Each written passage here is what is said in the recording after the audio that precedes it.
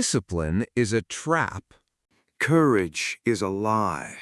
And even justice, the bedrock of a fair society, can become a weapon of destruction. This sounds like heresy, especially to those of us who value self-improvement and a strong character. We are taught to collect these virtues like medals, to believe that simply having them is enough. But that entire assumption is dangerously flawed. Each of these noble qualities, when pursued in isolation, is worthless. In fact, they can be actively harmful. They are all incomplete, hollow, and misdirected without the one virtue that truly matters. This single foundational virtue acts as a master key. It is the operating system that allows the others to function correctly. Without it, you have a collection of powerful but chaotic programs destined to crash. It transforms good intentions into good outcomes. It is the quiet source of all effective and ethical action in the world. So what is this virtue, this root of all others? That virtue is wisdom. It's not just another item on the list of admirable traits. The ancient Stoics understood that wisdom is the root of all virtue. It isn't the branches, the leaves, or the fruit. It is the entire system that draws nourishment from the soil and gives the tree its life. Think of it this way. Wisdom is the compass that tells your other virtues where to go. It provides direction, context, and purpose. Without this guidance, your best intentions can lead to your worst mistakes. Over the next few minutes, we are going to deconstruct this powerful idea. We will explore exactly why your noblest traits can fail you. And by the end of this video, you'll not only understand why wisdom is essential, you'll have a clear framework to start using it. This is the mental model that separates action from effective action. It is the difference between simply trying to be good and actually doing good in the world. And your pursuit of virtue is valid. You are the kind of person who wants to be good. We all want to be courageous. It is a noble and admirable goal.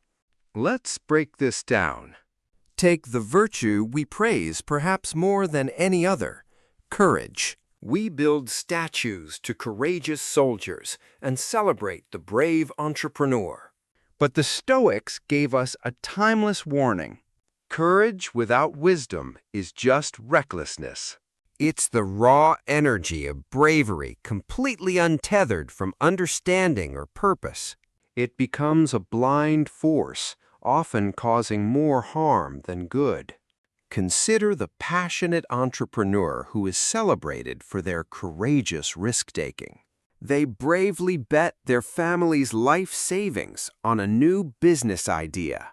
But without the wisdom to properly research the market, to test their assumptions, or to listen to critical feedback, that courage is just gambling. It's a high-stakes bet made from ego, not insight. When the business inevitably fails, we don't call it a tragedy of courage. We call it a failure of judgment. That judgment is wisdom.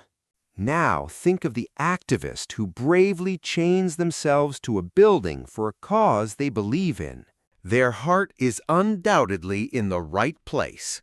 But if their protest is ill-timed, or their message alienates the very people they need to persuade, what has their courage accomplished?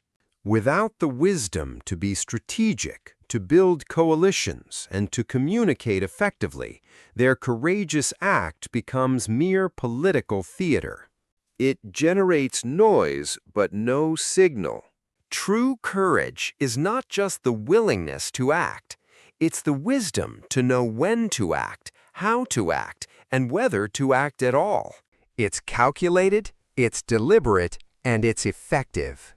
Wisdom transforms the wild animal of bravery into the trained shepherd dog of effective courage. One runs wild, the other protects the flock. This same principle applies to our personal habits and routines. This is where we see the danger of misapplied personal virtues. Courage in the face of social pressure is vital, but wisdom must tell you which pressures are worth resisting. Is this a hill worth dying on, or a minor disagreement to let pass for the sake of harmony? Without wisdom, you can't tell the difference. You become a contrarian by default, not a person of principle. The courageous fool and the wise hero might look similar for a moment, but their outcomes are worlds apart. So, wisdom gives direction to our bravery. It tells us where to point our spear. The brave man charges. The wise man charges at the right time, in the right direction, for the right reason. The first is a gamble. The second is a strategy. That is the power of wisdom. Now let's consider another virtue we all admire, discipline. In an age of endless distraction, discipline feels like a superpower. It's the ability to do what you said you would do long after the mood you set it in has left. But here again we find the same hidden danger. Discipline without wisdom becomes rigidity. It is the mindless application of rules without any understanding of their context or purpose. Discipline is the engine, but wisdom is the steering wheel. Without the steering wheel, you can only go straight, even if a cliff lies directly ahead. Think of the person who sticks to their diet so strictly that they refuse to even taste a piece of their own child's birthday cake. Their discipline is admirable in a vacuum, but in that moment, it's not serving them. They are winning the battle of the calorie count, but losing the war of human connection. Wisdom would know that the small joy and connection of sharing that moment is infinitely more valuable than a perfect dietary record. Wisdom understands that sometimes the rules are meant to be broken for a higher purpose. Or consider the manager who rigidly enforces a company policy that is clearly broken or inefficient. When an employee points out the flaw, the manager replies, "That's just the rule." This isn't discipline, it's the abdication of thought. They are following a process so closely they've lost sight of the process's goal. A wise manager would have the discipline to execute the process, but the wisdom to question and improve it when it fails. Rigidity worships the map. Wisdom seeks the destination. The rigid person prides themselves on their consistency, even when consistently wrong. The disciplined but wise person has what we call integrity, a consistency in their principles, but flexibility in their tactics. They know that the plan is just a tool, not the master. This is why so many New Year's resolutions fail. We apply rigid discipline, fail once, and then abandon the entire goal. Wisdom would allow for the occasional slip-up, understanding that long-term consistency is more important than short-term perfection. It provides the grace to get back on track. Discipline gets you started, but wisdom keeps you going. One is about force of will. The other is about intelligence of will. Discipline alone builds a cage for yourself. Discipline with wisdom builds a foundation for your life. The choice of what you build is everything. You can see the difference. It's about what you choose to build. The builder needs both the hammer and the blueprint. Discipline is the hammer. Wisdom is the blueprint. Finally, let's elevate this to the societal level and look at justice. Justice is the virtue that holds civilizations together. It's our attempt to create fairness, to right wrongs, and to protect the vulnerable. It is a complex and noble pursuit. Yet even here, our formula holds true, and the consequences are perhaps the most severe. Justice without wisdom becomes cruelty. It becomes a cold, unfeeling machine of retribution, entirely missing the point of what justice is for. This is what happens when we enforce the letter of the law without understanding its spirit. A law might say that anyone who steals food goes to jail for a year. A just application of this rule, without wisdom, would send the starving man who stole a loaf of bread to feed his family to the same fate as a professional thief. The law is followed, but is justice served? Everyone intuitively knows the answer is no. That intuitive feeling is the call for wisdom. Wisdom asks why the law was broken. It looks at intent, at context, at the consequences of the punishment itself. Justice without wisdom creates punishment without a path to rehabilitation. It creates a cycle of vengeance rather than a restoration of order.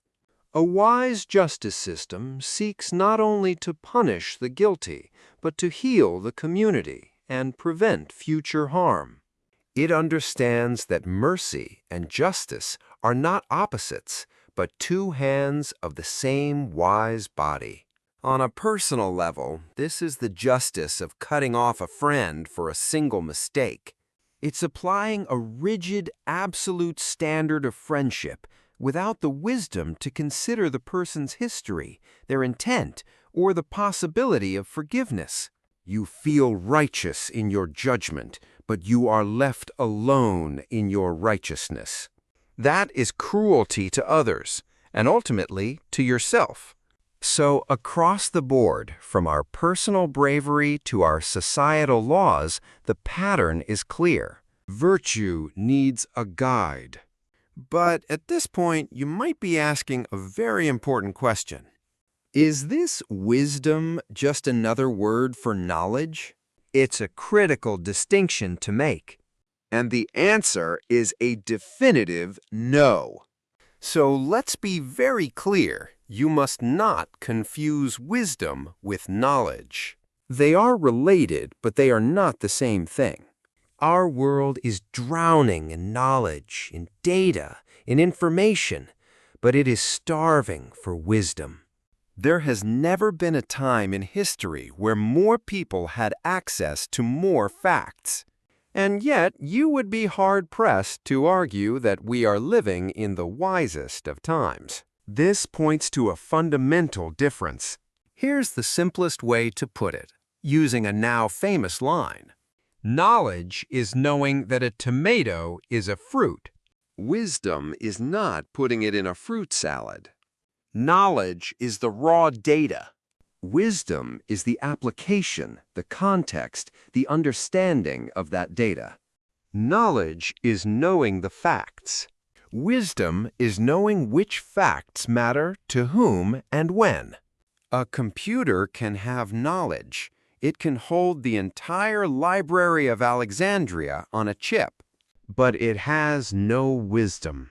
It cannot tell you which book will soothe a grieving friend or which passage will inspire a struggling team. Knowledge is horizontal. It's about accumulating more. Wisdom is vertical. It's about going deeper into what you already know. You can be a genius with a high IQ and have vast knowledge, but still make foolish, destructive decisions in your life. We all know someone like this. They can win any trivia game, but their personal relationships are a disaster. Conversely, you can meet someone with little formal education who possesses profound wisdom. They might not know historical dates, but they know how to live a good life, how to be a good friend, how to find meaning in struggle. Knowledge is a tool, and like any tool, it can be used skillfully or clumsily. Wisdom is the skill of the craftsman who wields it. This is an empowering realization. It means you don't have to be the smartest person in the room to be the wisest. Wisdom is a different path, one available to everyone, regardless of their background or IQ. It's a path of reflection, not just collection. This is a powerful idea, but ideas are useless without action. This brings us back to the promise I made at the beginning. So here is how you can start cultivating and applying wisdom in your own life today. It comes down to a simple 3-question framework you can use before any important decision or action. These questions are your personal wisdom compass. First, before you act, ask yourself, what is my true intention here? This question cuts through self-deception. Am I doing this to genuinely help or to look helpful? Am I offering advice to empower someone or to feel superior? Be brutally honest with yourself about the why. Second, ask, what are the likely consequences of this action for myself and for others? This forces you to think beyond the immediate moment. Consider the second and third order effects. If I enforce this rule rigidly, what is the effect on team morale? If I make this courageous bet, what is the real cost of failure? And third, ask, is this action appropriate for this specific context? This is the question that defeated the dieter at the birthday party and the rigid manager. A good action at the wrong time is a bad action. Telling a hard truth is often necessary, but is it wise to do it at a celebration or in the middle of a crisis? The intention, the consequences, the context. That is your filter for wisdom. If you're finding this framework valuable, taking a second to like the video helps this idea reach more people. So when we look back at the beginning, we can see things differently. The virtues we admire are not lies or traps. Courage isn't a lie, it's just incomplete on its own. Discipline isn't a trap, it's just a powerful tool that needs a skilled operator. Courage, discipline, and justice are all just tools in the workshop of our character. And wisdom is the hand of the craftsman that guides them. Without the craftsman, the tools are just inert, potentially dangerous objects. They can't build anything beautiful or strong. In the hands of the craftsman, they can build a cathedral. This is why wisdom is the root virtue. It doesn't replace the others. It directs them. It harmonizes them. It gives them life. The goal isn't to collect virtues. It's to cultivate the wisdom to use them. That is the true path to character. So I will leave you with a question to reflect on. What's one area of your life that could use not more courage, not more discipline, but more wisdom? If this idea brought you some clarity today, consider subscribing for more practical philosophy for modern life. We release videos every week designed to give you the mental tools to build a better life.